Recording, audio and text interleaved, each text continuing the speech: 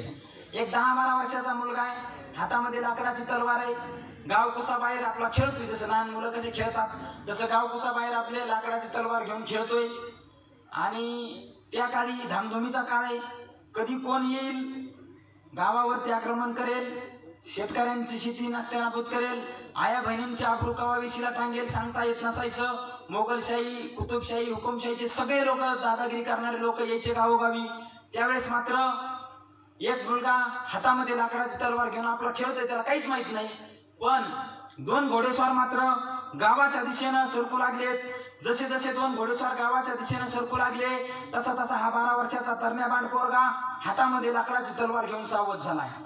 जसे जसे घोडेस्वार गावाच्या दिशेनं सरकू लागले, हातामध्ये लाकडाची तलवार घेतली, घोडेस्वार जवळ आले.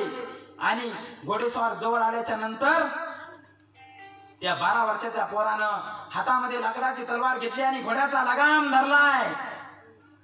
आणि लगाम धरून 12 वर्षाचं पोरग काय म्हणतंय, खबरदार जर टाच मारुनी, खबरदार जर टाच मारुनी चाल पुढे तर, खबरदार जर टाच मारुनी चाल पुढे तर चिंधड्या उडविन राई राई एवढ्या.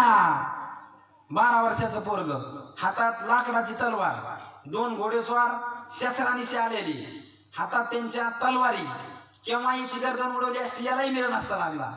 म्हणजे 2 शस्त्रानिशी आलेले घोडेस्वार, त्यांचा लगाम ह्या वाघाने धरलाय.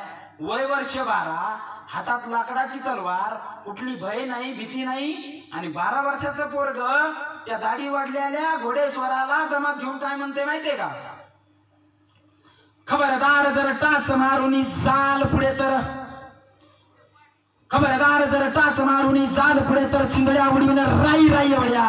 खबरदार जर टाच मारुनी चाल पुढे तर चिंधड्या उडविन राई राई एवढ्या. अरे मी मर्द मराठा असे, माझ्या हाडलेच पेच नसे, माझ्या नसा नसातून हिम्मत बाजी वसे. खबरदार जर टाच मारुनी चाल पुढे तर चिंधड्या उडविन राई राई एवढ्या.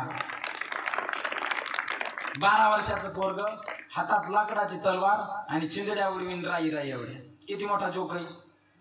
उतरल्याला, दाढी वाढलेला घोडेस्वार सुद्धा थबकला, घाबरला, कावरला, सावरून उभा राहिला. एवढी डेरिंग, हातात लाकडाची तलवार, आणि आमच्यावर सावरून आला. लय मोठी डेरिंग झाली नी. आणि आला, आणि त्यावेळेस जड अंतकरणानं त्या दाढी वाढलेल्या घोडेस्वारानं स्वतः त्या 12 वर्षाच्या मुलाला विचारलं, बाबा आम्ही शस्त्रानिशी आलेलो, आम्ही जर ठरवलं असतं तर तुझी केव्हाच गर्दन उडवू शकलो असतो. मग तुला एवढी प्रेरणा, एवढा आत्मविश्वास, एवढा आदर्श कुठून मिळाला. त्यावेळेस 12 वर्षाचं पोरग काय सांगते माहितीये, ते म्हणतंय, छत्रपती शिवाजी महाराज या स्वराज्यासाठी लढतायत, मी त्यांना पाहिलं नाही. ते या स्वराज्यासाठी जर लढत असतील तर मी या गावासाठी लढलं पाहिजे. ते माझं आद्य कर्तव्य आहे. मी या गावचा नागरिक म्हणून, या गावचा मुलगा म्हणून मी लढलं पाहिजे. म्हणून मी तुमच्यावाल्या घोड्याचा लगाम धरलाय, जेणेकरून मी तुम्हाला गावामध्ये जाऊन देणार नाही. त्यावेळेस दाढी वाढल्याला घोडेस्वार जड अंतकरणानं टपाटपा त्या 12 वर्षाच्या पोराला कडकडून मिठी मारली. आणि घडाघडा वगळणारे अश्रू त्या पोराच्या पाठीवरती पडले.